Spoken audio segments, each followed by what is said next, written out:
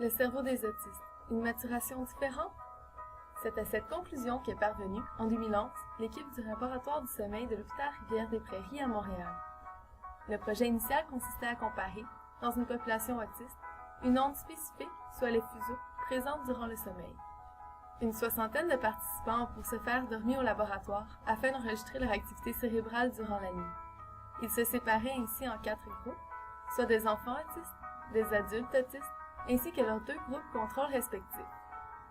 L'impact du vieillissement a donc été étudié par les fuseaux de sommeil, soit une série d'ondes qui est en forme d'accordéon. Les fuseaux de sommeil ont été identifiés après avoir séparé les nuits des participants selon les différents stades du sommeil, allant de l'endormissement jusqu'à la période des rêves. Les fuseaux caractérisent en effet un stade bien précis du sommeil, soit le stade 2, qui est en sommeil lent léger. Les résultats montrent qu'il y a une diminution, en vieillissant, de la densité des fuseaux de sommeil dans la région préfrontale et centrale gauche du cerveau, autant chez les autistes que chez les contrôles. Or, notre équipe a remarqué que cette diminution en vieillissant chez les contrôles suit le même chemin que celui de la maturation du cerveau, soit selon un axe postéro-antérieur ou de la nuque vers le front.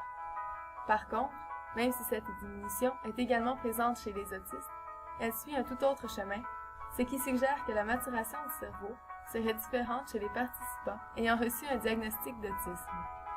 En effet, en lien avec les fuseaux de sommeil, cette maturation suivrait plutôt une voie antéro-postérieure, soit du front vers la nuque. Les recherches futures seront donc axées sur la validation du lien entre les fuseaux de sommeil et le processus de vieillissement du cerveau.